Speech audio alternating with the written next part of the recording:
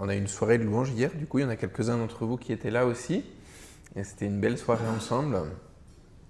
Vous avez les salutations de mon épouse qui est restée à Chambéry en Savoie où j'habite. De mon fils aussi, enfin je m'engage pour lui, je ne sais pas si vous saluez vraiment, mais bon. Et puis vous avez aussi les salutations de mon église, l'église baptiste de Chambéry. Donc c'est une église sœur de la vôtre aussi. Hein. Et ce matin, du coup, je vais faire original, je vais parler de louange, parce que du coup, c'est quelque chose qui me tient à cœur. Et donc, juste pour faire connaissance rapidement, donc je suis Sam. Je suis conducteur de louange depuis une vingtaine d'années déjà. J'ai passé aussi, comme vous, beaucoup de temps en région parisienne. Et puis, au bout de 20 ans, du coup, le Seigneur m'a sauvé et puis il m'a envoyé en Savoie, du coup. Et je suis très reconnaissant du coup d'avoir des montagnes quand je me réveille le matin en face de moi plutôt que des tours de béton et des embouteillages. Mais je prie pour mes frères et sœurs persécutés aussi, bien sûr. Je pensais, dans ce temps de louange qu'on avait ensemble ce matin, il y avait plusieurs choses qui m'ont vraiment touché. Hier, je partageais avec l'équipe, on étudiait les mots hébreux qui sont traduits par louer dans l'Ancien Testament.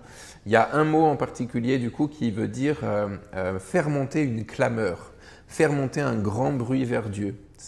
Alors si vous voulez briller en société cette semaine, c'est le mot shabar. Voilà, ça peut être intéressant de placer ça entre le fromage et le dessert. Mais du coup, j'ai essayé d'expliquer un petit peu à l'équipe. Je disais cette clameur finalement, c'est le peuple de Dieu qui l'a fait monter. Et ce matin, j'ai senti ça du coup au milieu de vous. On était quelques-uns, hein, mais il y avait une ferveur en fait qui montait de vous. Moi, ça m'a réchauffé le cœur aussi. J'avais une image aussi quand David nous a fait nous approcher un petit peu les uns des autres. Cette semaine, j'étais en visite chez mon grand-père avant de venir chez vous. J'ai encore un grand-père qui était pasteur quand j'étais petit, d'une église baptiste d'ailleurs, dans Picardie. Et là, il a 90 ans, donc c'est le dernier grand-père qui me reste. Et comme je n'ai pas souvent l'occasion de le voir, j'étais lui rendre visite. Et alors, il fait super froid dans sa maison. Lui, il est habitué, mais moi, j'avais trop froid, donc j'ai essayé de négocier pour qu'on puisse faire un feu de cheminée. Puis ça me rappelle un petit peu le temps où j'étais enfant et puis où on profitait du feu de cheminée pour les fêtes de Noël et tout. Pourquoi je vous parle de ça, en dehors de raconter ma vie? C'est le feu de cheminée qui m'intéresse. Et c'était, voilà, comment est-ce que ça se passe dans le brasier, justement. Quand les braises sont un peu éparpillées, du coup, le feu, petit à petit, en fait, s'éteint. Si vous rassemblez les braises et que vous mettez un petit peu de bois sec, tout à coup, la flamme repart. Et je voyais, en fait, ces braises qui se rapprochaient un petit peu ce matin, les unes à côté des autres. Moi, j'ai été réchauffé, en tout cas, d'entendre vos louanges, d'entendre vos chants qui montaient vers Dieu. Puis, il y avait une dernière pensée ce matin. Je réfléchissais alors qu'on chantait, du coup, voilà, tous les anges prosternés, crient « Tu es saint », etc. Je me disais, on n'a pas forcément conscience à Joinville-le-Pont, à quelques-uns dans une église baptiste en banlieue parisienne, que en fait, tous les week-ends, on prend place dans un marathon de louanges, en fait, un relais de louanges qui se poursuit sur toute la planète. Il y a quelques heures, à plusieurs fuseaux horaires de nous, il y a des chrétiens qui se sont rassemblés peut-être en Polynésie, peut-être, je ne sais pas, quelque part dans l'océan Indien, puis ils ont commencé en fait à louer Dieu comme nous l'avons fait. Puis au fur et à mesure que le soleil se levait petit à petit, en fait, il y en a d'autres qui ont pris le relais, qui ont commencé à dire à Dieu, tu es merveilleux, tu es saint, nous t'aimons, nous t'acclamons. Là, c'est notre tour, puis on va passer le relais du coup à d'autres pays alors que, voilà, que le soleil tourne. Tous les week-ends, en fait, il y a la louange qui monte comme ça, en fait, vers Dieu depuis la terre. Je disais hier à l'équipe, nous sommes les représentants de l'humanité et nous approchons de Dieu pour dire, Seigneur, reçois la louange de tous les êtres humains, de notre part. Peut-être qu'il y a beaucoup d'hommes et de femmes qui ne te connaissent pas encore, qui ne sont pas conscients que tu mérites la louange, que tu mérites la gloire, mais de la part de toute l'humanité que tu as créée, Seigneur, nous t'apportons la louange. Reçois la louange. Et puis si on veut encore étendre l'image au-delà de l'humanité, je parlais de ce triple appel à la louange qui clôt le psaume 103. Et le premier, il est adressé, on l'a chanté tout à l'heure, tous les anges prosternés acclament. Et à la fin du psaume 103, c'est un appel justement à dire « Bénissez le Seigneur, vous ses anges, qui êtes puissants en force, qui accomplissez ses œuvres. » Le deuxième appel, c'est « Bénissez le Seigneur, vous ses œuvres, vous qui l'a créé, toute la création, bénissez l'Éternel. » Et le troisième appel, après avoir vu l'immensité de tout ce qui existe, je vais arrêter de shooter le micro, Après avoir vu justement toute la création, le psalmiste se tourne vers lui-même et il dit « Bénis l'Éternel, mon âme ». Alors c'était un privilège de pouvoir vivre ça avec vous ce matin. Ce matin, ça va être assez simple. Si vous voulez résumer en fait la prédication de ce matin, il y a 2 versets bibliques à retenir. On va s'intéresser à... On pourrait se poser la question, hein, c'est bien beau, hein, ces belles images de marathon de louanges et tout ça, mais pourquoi on est réunis tous les dimanches matins? Et pourquoi surtout on chante des chants à Dieu comme ça? Pourquoi est-ce qu'on fait de la musique?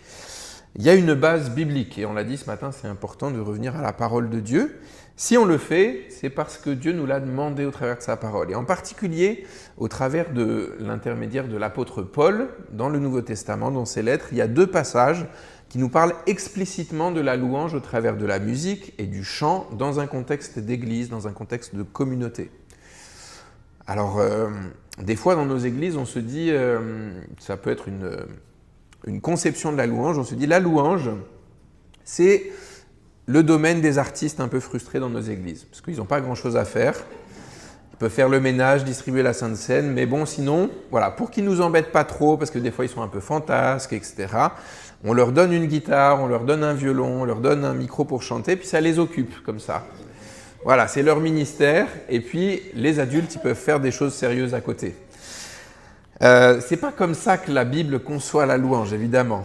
La Bible, en fait, elle conçoit la louange pas d'un point de vue musical, ça peut vous surprendre peut-être, mais la plupart du temps, quand la Bible parle de louange, il n'y a pas toujours de la musique et du chant qui est associé. Dans la Bible, en fait, la louange, c'est un véhicule tout d'abord spirituel. C'est quelque chose qui nous permet de rencontrer Dieu, de rencontrer la présence de Dieu, de rencontrer l'Esprit de Dieu. Donc c'est quelque chose qui n'est pas relié à quelques profils un peu atypiques dans nos assemblées, mais c'est quelque chose qui est pour l'ensemble en fait des croyants, pour l'ensemble des enfants de Dieu. La louange finalement c'est une conversation ininterrompue entre le croyant et Dieu. C'est le cœur à cœur entre le croyant et Dieu. Et donc ça c'est quelque chose qui n'est pas réservé à des spécialistes, mais c'est quelque chose qui est à notre disposition pour chacun d'entre nous. La louange, c'est un véhicule spirituel, mais c'est aussi un véhicule relationnel. Je prenais l'exemple, hier, des fois, quand je suis de bonne humeur, etc., je m'approche de mon épouse et je lui dis « Ma chérie, qu'est-ce que tu es belle ce matin? Et puis cette coiffure, ça te va si bien. Et puis je trouve que tu es tellement drôle et intelligente. Et puis tu as tellement de classe. » Quand je fais ça, alors non, je ne suis pas hypocrite, je pense vraiment ce que je dis. Je n'essaie pas d'obtenir quelque chose. Mais par contre, je suis en train de louer mon épouse. Je suis en train de faire la louange de mon épouse. Et évidemment, quand je fais ça, en général, elle est plutôt contente. Et puis, elle se sent flattée un petit peu, à raison. Mais surtout, en fait, ça va faire grandir notre relation l'un avec l'autre. Et du coup, la louange, on pourrait dire, c'est le langage de l'amour. La louange, c'est le langage aussi de notre amour envers Dieu. Quand on exprime notre affection... Ouais, je vais vraiment arrêter. Quand on exprime notre affection envers Dieu, en fait, ça fait grandir aussi cette relation intime qu'on a avec lui. Ça peut poser des problèmes. Des fois, dans certains couples, on n'arrive pas à communiquer notre affection, justement. On n'arrive pas à mettre des mots. On n'arrive pas à faire des gestes qui montrent qu'on tient à l'autre. Et des fois, en fait, dans nos églises, c'est un peu pareil. Oui, on aime Dieu, mais on ne sait pas trop comment le dire, comment faire, etc. Et c'est pour ça que la Bible va nous donner des outils pour ça. Alors on parlait ce week-end en fait du livre des psaumes par exemple. Le livre des psaumes c'est un recueil de cantiques, le tout premier je pense de l'histoire de l'humanité. Un recueil de cantiques qui était destiné justement à donner des mots au peuple d'Israël pour pouvoir s'adresser à Dieu. Parce qu'on ne sait pas toujours quoi dire quand on s'approche de lui. Le livre des psaumes, ce qui est intéressant, c'est qu'il y a un psaume pour chaque émotion, un psaume pour chaque jour. Quand on se sent bien, quand on est content, quand on est dimanche matin à 9h et qu'on est un peu ronchon, quand on s'est vraiment foiré, en fait, quand on a péché, on y a toujours en fait une possibilité de transformer ça en conversation avec Dieu, en dialogue avec Dieu, en échange avec Dieu. Et ça, c'est la leçon en fait que peut-être le roi David nous apprend quand on lit sa vie. C'était loin d'être quelqu'un qui était très saint, très pur. Il a fait beaucoup d'erreurs, il a péché aussi beaucoup. Mais la leçon qu'on peut apprendre de sa vie, c'est que quel que soit ton état, tu peux toujours te tourner vers Dieu. Tu peux toujours ouvrir ta bouche, rétablir cette conversation et ce dialogue avec Dieu. Et c'est ça la louange en fait. Alors c'est un véhicule spirituel, c'est un véhicule relationnel, la louange. Et puis à certains moments, comme ce matin, on le vit aussi de manière communautaire. Ce n'est pas juste notre vie, chacun de notre côté, mais on se rassemble comme les braises, on se retrouve du coup, et on représente le corps de Christ, et on commence à élever nos voix et à louer Dieu ensemble. Et là, la Bible, en fait, nous encourage à utiliser le véhicule de la musique et du chant pour pouvoir exprimer notre louange à Dieu. On va voir du coup dans Éphésiens, on va aller dans le chapitre 5, et puis on va lire les versets 18 à 19, c'est le premier texte qu'on va voir ensemble. Vous allez voir les deux textes qu'on va prendre, il y a un parallèle entre les deux. Il y a une structure qui est un peu commune, mais il y a des petites différences et c'est intéressant de voir les différences entre ces deux passages. Alors, du coup, Paul y commence en disant à l'église aux Éphésiens « Ne vous enivrez pas de vin ». Alors déjà, en fait, en tant que Français, on se sent concerné par ce passage. « Ne vous enivrez pas de vin, cela vous conduirait à une vie de désordre. Mais laissez-vous constamment remplir par le Saint-Esprit. » On s'arrête juste déjà sur ça. « Ne vous enivrez pas de vin, mais laissez-vous constamment remplir par le Saint-Esprit. » Déjà, en fait, ça nous parle de la relation qu'on peut avoir avec le Saint-Esprit, la troisième personne de la Trinité divine. Pour être enivré de vin, je ne sais pas si vous avez essayé déjà, peut-être dans votre jeunesse étudiante. Bon voilà, le Seigneur vous a pardonné depuis, mais si vous avez essayé, vous savez qu'en général, ce n'est pas au premier verre que vous êtes ivre.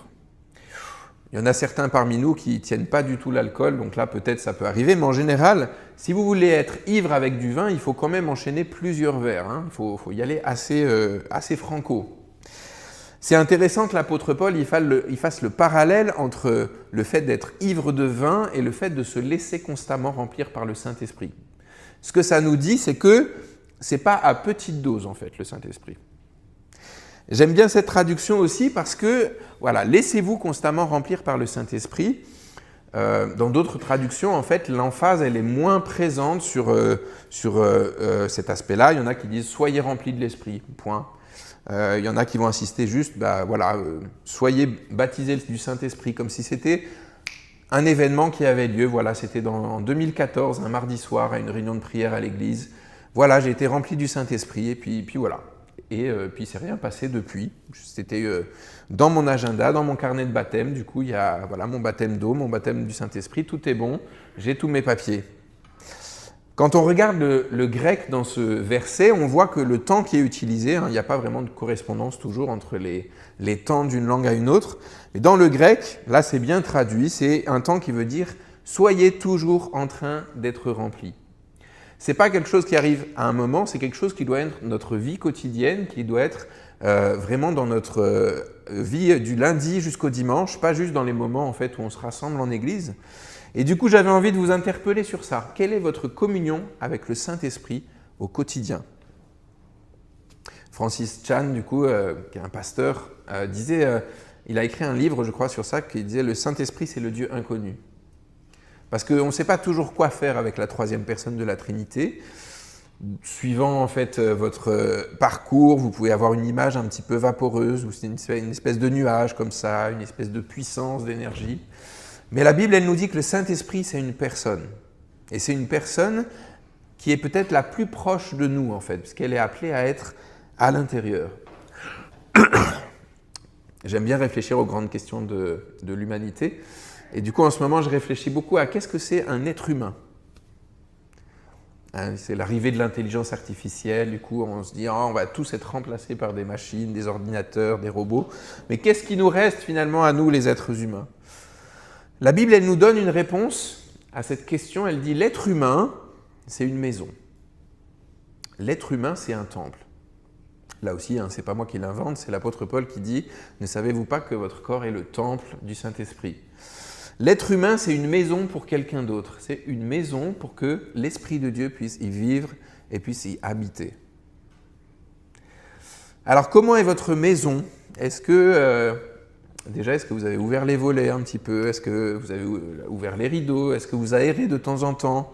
Est-ce qu'il y a certaines pièces qui sont fermées à clé, qu'il ne faut surtout pas aller toucher ?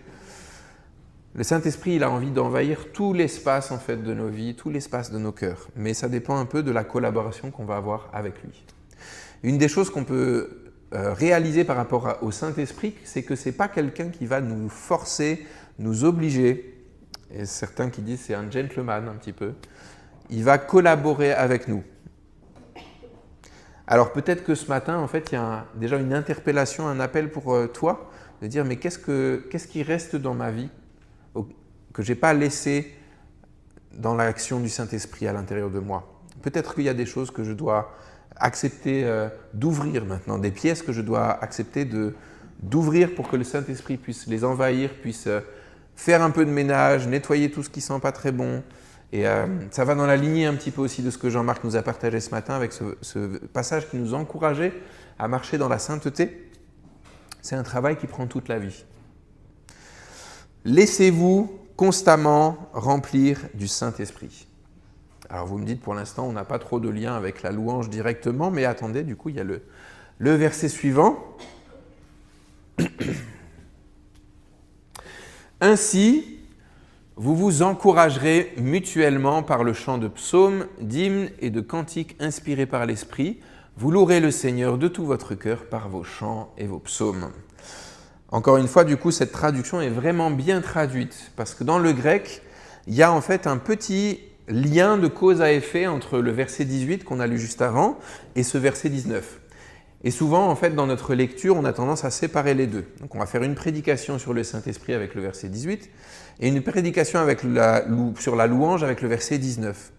Mais dans la lettre de Paul, il y a un lien de cause à effet entre les deux versets.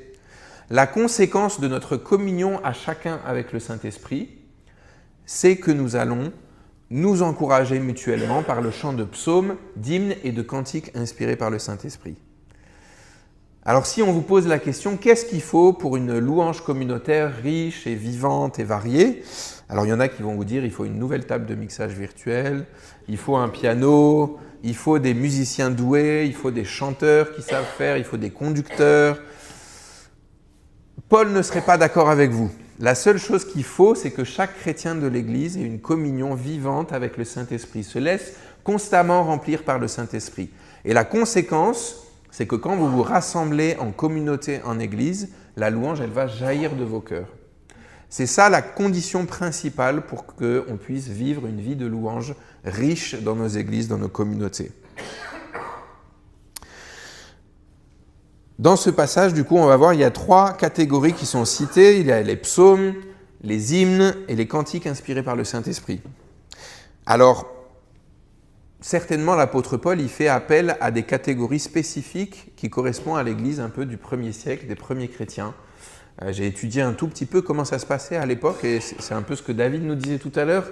C'était assez informel, évidemment, il n'y avait pas de sonorisation. Évidemment, les paroles n'étaient pas projetées. Mais il y avait des cantiques qui existaient déjà. Dans les lettres de Paul, on retrouve en fait des extraits des cantiques en fait, de l'Église des premiers siècles. On voit en fait que c'est des cantiques qui étaient très centrés sur la personne de Jésus, qui étaient très centrés sur la divinité de Jésus, sur le fait d'exalter le nom de Jésus. Et donc il y avait déjà en fait des chants qui circulaient. C'était déjà plus une tradition orale, évidemment. On n'avait pas de recueil de gemmes à l'époque, mais c'était des cantiques qui existaient, qui circulaient aussi. L'Église, elle se réunissait souvent dans les maisons, c'était des petits rassemblements. Des fois, il y en a un qui avait peut-être effectivement un petit luth ou un truc à cordes ou un petit tambour ou quoi.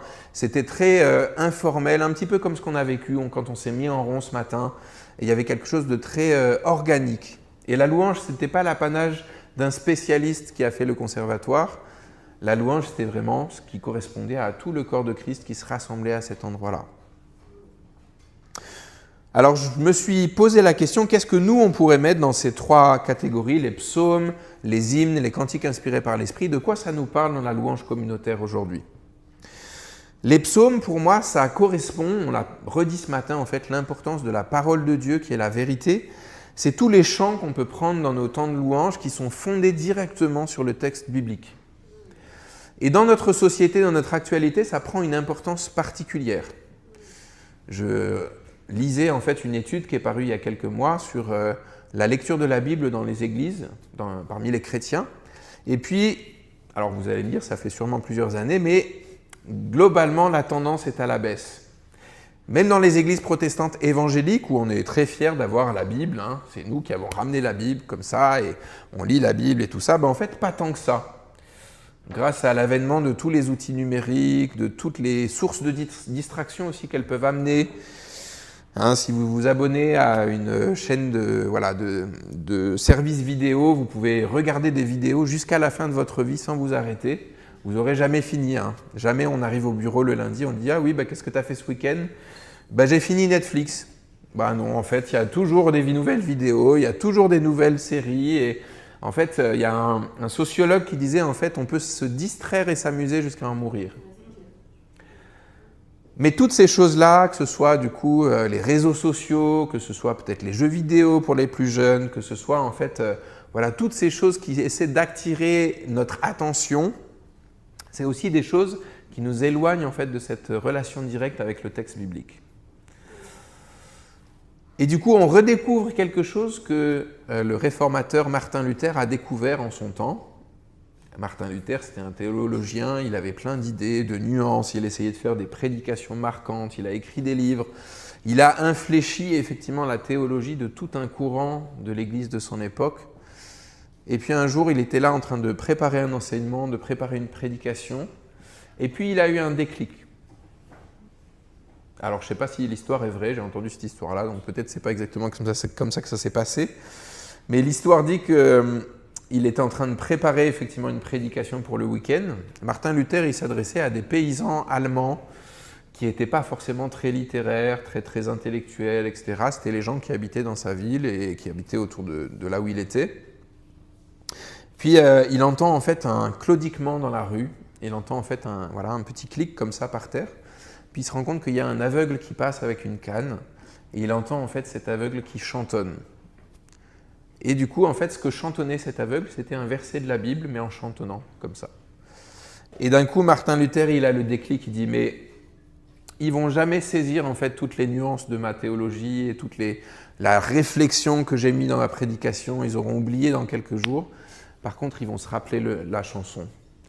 Et du coup, ce que Martin Luther a fait à une époque où souvent, en fait, c'était plutôt le clergé qui faisait la louange. C'était le prêtre dans l'église qui chantait, souvent qui chantait en latin, ce qui fait que le peuple, en fait, on ne sait pas ce qu'il dit, le prêtre, il a l'air content, mais de quoi il parle, de qui il parle, on ne sait pas, on n'a pas fait latin, nous. Et donc, il y avait vraiment, en fait, tout à l'heure, David parlait de cette séparation entre l'estrade et puis le reste de l'assemblée. En fait, à l'époque, c'était une vraie séparation.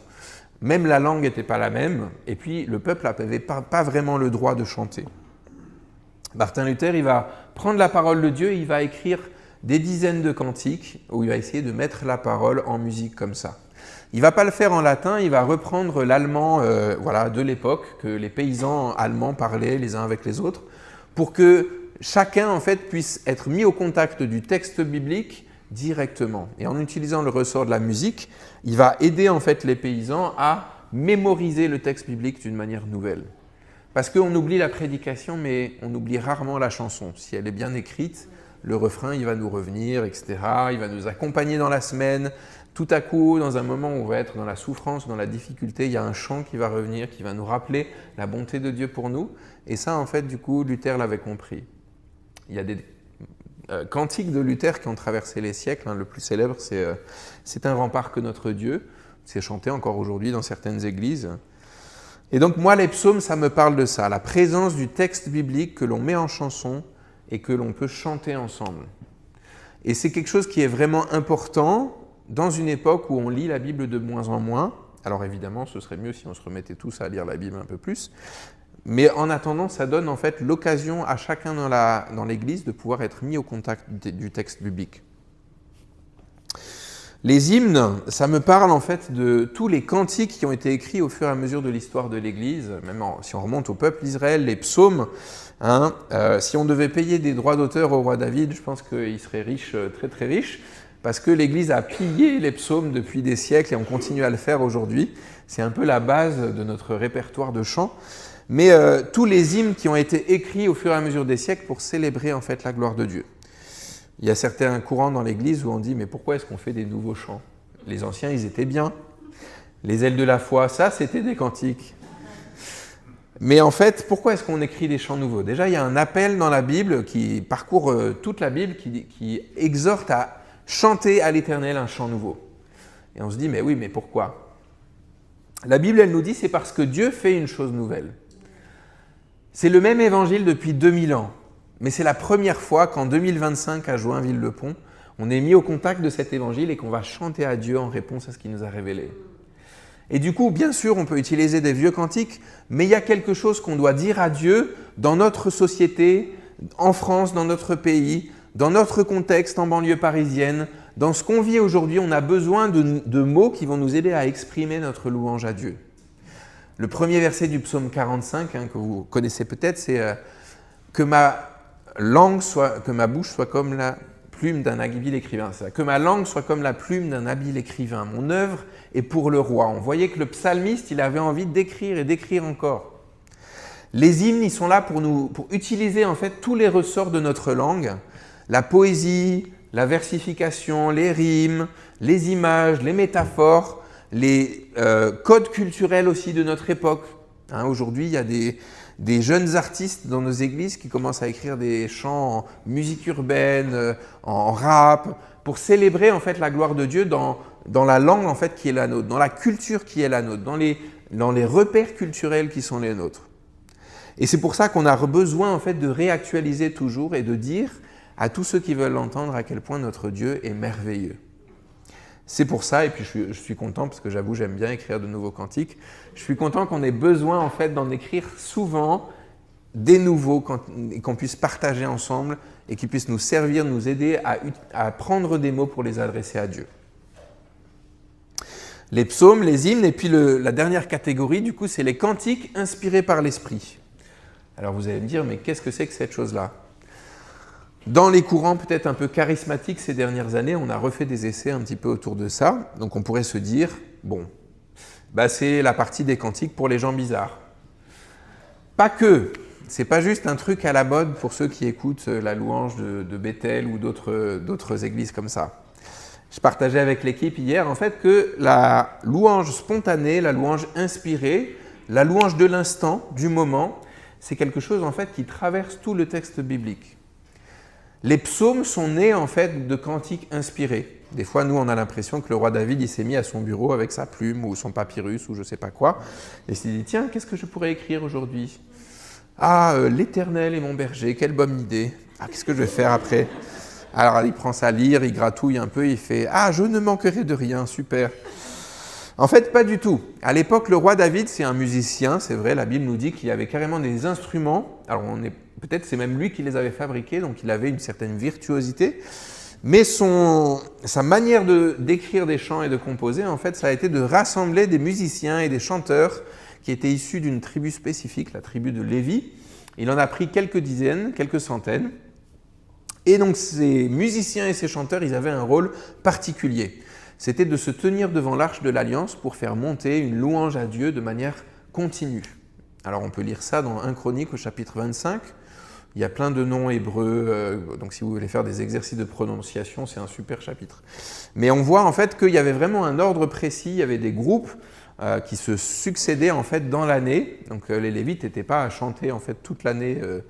Voilà, ils avaient des périodes où ils étaient au temple du coup, et puis où ils pouvaient chanter, et puis le reste du temps ils allaient dans leur ville, ils cultivaient leurs champs, ils s'occupaient de leur famille, ils pratiquaient leur instrument, et puis ils revenaient régulièrement du coup au temple pour accomplir leur service. Et donc certainement ça se passait plutôt comme ça. Le roi David qui arrivait et qui disait « Allez, les chantres, les musiciens, le thème de notre journée c'est l'Éternel est mon berger ». Et puis il y en a un qui sautait sur son lyre, qui commençait à jouer. Et là, en fait, il y en a qui disaient « L'Éternel est mon berger ». Puis les autres, ils répondaient « L'Éternel est mon berger ». Et puis ils commençaient à improviser en fait autour de cette notion-là. Puis au fur et à mesure, il y en a un qui a amené une autre phrase « Oui, je ne manquerai de rien. Waouh, super idée, on continue sur ça ». Et puis petit à petit, en fait, ces cantiques se sont stabilisés. Ils se sont retrouvés dans le texte biblique. Et puis ils ont été utilisés ensuite dans le peuple d'Israël pour les fêtes, pour certaines occasions données. Il y a certains cantiques qui étaient spécifiques et qu'on réutilisait en fait pour en fait la fête des tabernacles ou pour la fête de la Pâque par exemple. Mais au départ, il y a un élan spontané. Et ça, en fait, c'est quelque chose qu'on retrouve aussi dans l'histoire biblique. Je citais quelques exemples hier. Si vous regardez par exemple Exode chapitre 15, c'est le moment où le peuple d'Israël vient tout juste d'échapper aux Égyptiens. Ça fait 400 ans qu'ils sont esclaves en fait en Égypte. Et puis là, en fait, la mer Rouge vient de se refermer sur l'armée égyptienne qui les poursuivait, qui voulait les détruire.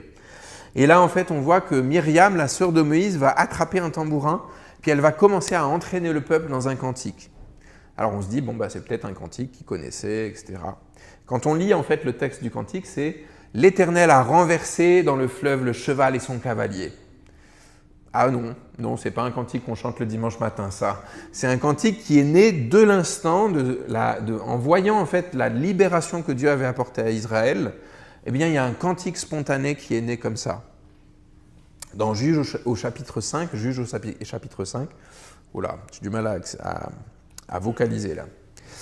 On voit en fait le cantique de Déborah. Là aussi, il y a une victoire militaire d'Israël, et puis Déborah, la prophétesse, commence à célébrer la victoire que Dieu a accordée, et elle le fait en chantant spontanément. Un exemple plus récent dans la Bible, c'est le Magnificat. On est à la période de Noël, c'est le moment où l'ange Gabriel s'approche de Marie et lui dit « Voilà, tu vas être la mère de l'enfant Jésus, tu vas être la mère du Fils de Dieu ». La réaction de Marie, en fait, dans le texte, c'est pas dit elle s'est mise à chanter, mais la manière dont le texte est ordonné, le rythme en fait des mots les uns par rapport aux autres, en fait, ça nous montre que c'était une chanson. Et donc là aussi, Marie s'est pas mise à son bureau en se disant « qu'est-ce que je pourrais écrire du coup comme chanson ?»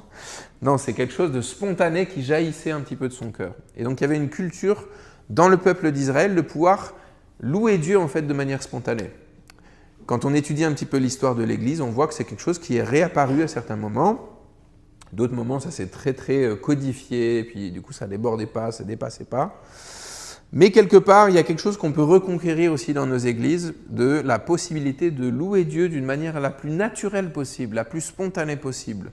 Et puis à certains moments, peut-être en utilisant l'outil en fait de la chanson ou de la musique. À l'église baptiste de Chambéry, du coup, je fais des expérimentations avec eux, j'en profite. Du coup, je conduisais la louange la dernière fois, puis je leur ai dit, essayons de faire comme ça un cantique spontané. Alors, c'est pas quelque chose qu'on fait souvent à l'église baptiste de Chambéry, mais bon, on tente. Et puis, j'ai juste pris un texte d'un psaume que j'ai projeté, et puis je leur ai dit, on va essayer d'inventer une mélodie juste avec ce psaume, comme ça. Et du coup, en fait, j'ai chanté en fait, une mélodie sur une phrase au fur et à mesure en l'inventant. Puis je leur ai fait répéter la mélodie en fait comme ça. Et puis du coup, c'était un peu bizarre, mais ça s'est bien passé. Et puis c'était un bon moment. Et ça nous permettait de voir que la louange, c'est pas juste de répéter les bons mots dans le bon ordre quand ils sont projetés sur les chants qu'on connaît. La louange, c'est quelque chose qui jaillit du cœur. C'est quelque chose qui jaillit de l'intérieur. C'est quelque chose qui est aussi naturel et spontané qu'un enfant qui ouvre un cadeau et qui saute en l'air parce qu'il est très content. Vous louerez le Seigneur de tout votre cœur par vos chants et vos psaumes. Alors pour avancer du coup dans ce temps de prédication, on va aller au deuxième texte qui est dans Colossiens chapitre 3 et verset 16. Et vous allez voir, c'est un texte qui ressemble quasiment mot pour mot, mais il y a quand même quelques petites différences qui vont nous intéresser. Que la parole du Christ réside au milieu de vous dans toute sa richesse. Qu'elle vous inspire une pleine sagesse pour vous instruire et vous avertir les uns les autres et pour chanter à Dieu de tout votre cœur des psaumes, des hymnes et des cantiques inspirés par l'Esprit afin d'exprimer votre reconnaissance à Dieu. Dans le texte précédent, on disait la condition préalable à la louange communautaire, c'est d'être rempli du Saint-Esprit. Dans ce texte, la condition préalable à la louange communautaire, c'est que la parole du Christ réside au milieu de nous dans toute sa richesse. Là encore, du coup, je suis bien protestant, mais c'est un appel à replonger à nouveau dans le texte biblique, à se confronter au texte biblique. À l'ère de YouTube et des églises qui diffusent en ligne et des messages tous plus beaux les uns que les autres qui circulent sur nos réseaux, il n'y a rien qui remplace la confrontation directe au texte biblique. La Bible nous dit que toute l'écriture est inspirée de Dieu et utile pour enseigner, pour redresser, pour réfuter, pour apprendre à mener une vie conforme à la volonté de Dieu. Et j'insiste sur ça, mais on ne peut pas se passer de ça. Vous ne pouvez pas vous baser juste sur un intermédiaire entre vous et Dieu. Il faut que vous ayez cette confrontation avec le texte biblique vous-même. Il faut que Dieu puisse déposer cette parole dans vos cœurs. C'est crucial. Et j'insiste aussi sur ça, je réfléchis beaucoup, j'aime bien réfléchir sur les sujets de société. Et puis, je regarde un petit peu l'arrivée justement de l'intelligence artificielle. Et puis, Je ne sais pas si vous avez vu ça, peut-être votre entourage ou vos enfants vous ont montré un peu. Aujourd'hui, on peut faire des vidéos parfaites, des messages vocaux parfaits. Si vos enfants vous appellent un jour et vous demandent d'envoyer de l'argent en urgence parce qu'ils sont bloqués sur une île déserte, ne le faites pas. C'est peut-être un ordinateur qui a recréé la voix de votre enfant et qui vous appelle en se faisant passer pour lui. Mais c'est la même voix, c'est les mêmes intonations. Peut-être que vous pouvez voir une vidéo où je dis que j'aime beaucoup manger des oignons. J'en mange le matin, le midi, le soir. Puis sur les réseaux sociaux, vous voyez Samuel qui dit « les oignons, c'est la vie ». Et puis, c'est pas vrai du tout, c'est pas moi. Mais la vidéo, elle est tellement bien faite aujourd'hui qu'il n'y a plus moyen de distinguer la vérité du mensonge. Comment est-ce qu'on fait pour distinguer la vérité du mensonge en 2025 ? On utilise la parole de Dieu qui est la vérité. Mais ça demande qu'on se confronte directement à la parole de Dieu. La conséquence de la parole de Dieu qui réside au milieu de nous dans toute sa richesse, c'est qu'elle va nous donner la sagesse. Elle va nous donner la possibilité de discerner ce qui est vrai et ce qui n'est pas vrai. Elle va nous instruire. Elle va nous avertir. Et elle va être aussi le carburant qui va faire jaillir notre louange envers Dieu quand nous nous rassemblons en Église et en communauté. Dans ce verset, on voit que là aussi, Paul catégorise un peu les psaumes, les hymnes, les cantiques inspirés par l'Esprit. Et là aussi, la dimension de reconnaissance est centrale. Je partageais à l'équipe hier, je rappelais ce verset des psaumes qui dit « Entrez dans ses parvis avec de la reconnaissance ».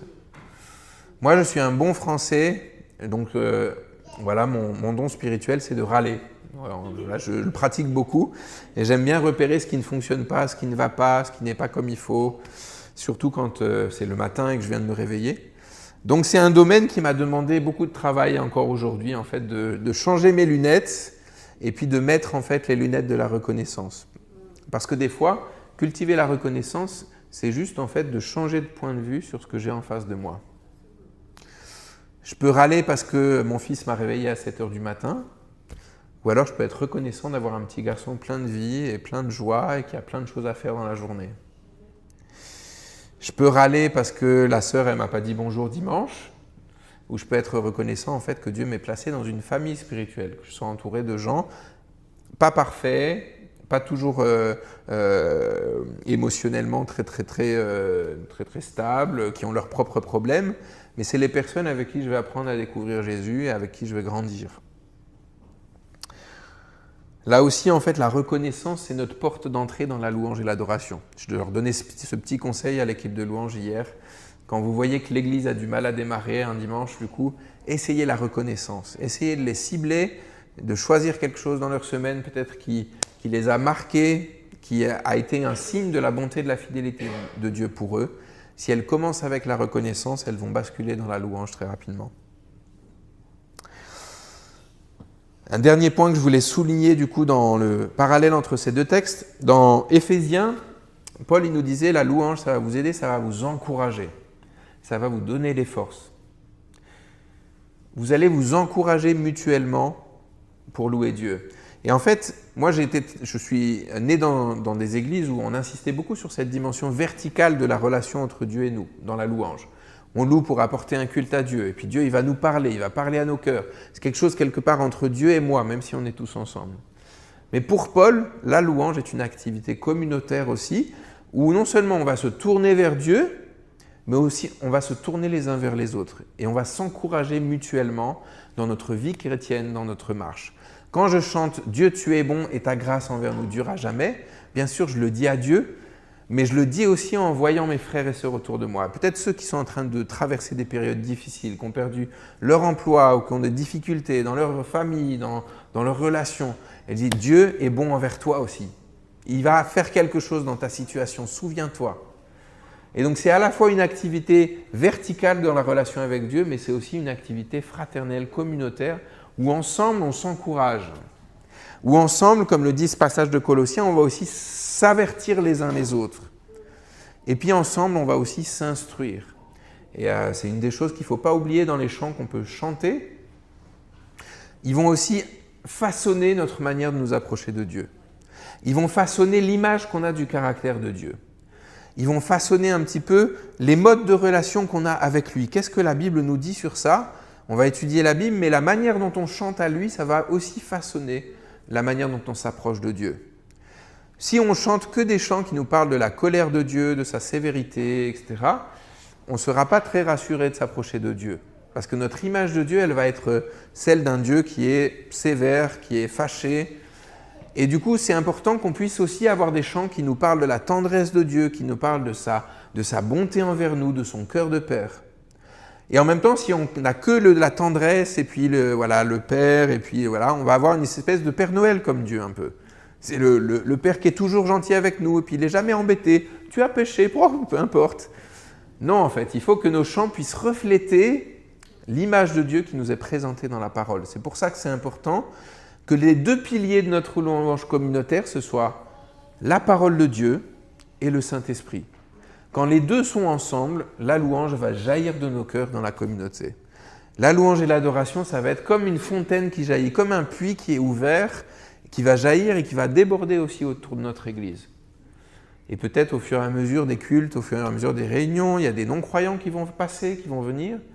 Quand la louange et l'adoration vont jaillir, ils vont se dire « mais j'aimerais bien connaître ce Dieu merveilleux dont ces gens sont en train de chanter, au sujet duquel ils sont en train de chanter. » Ce sera un témoignage, en plus d'être une louange à la gloire de Dieu. Je vais prier et puis du coup on va pouvoir continuer ce culte ensemble. Père Céleste, merci pour cette matinée, merci pour la louange et l'adoration qui a jailli de nos cœurs envers toi. On veut te redire que tu es un Dieu qui est digne de nos louanges. Tu es digne de recevoir la méditation de nos lèvres. Tu es digne de recevoir la louange qui monte de nos cœurs, parce que tu es un Dieu qui est merveilleux.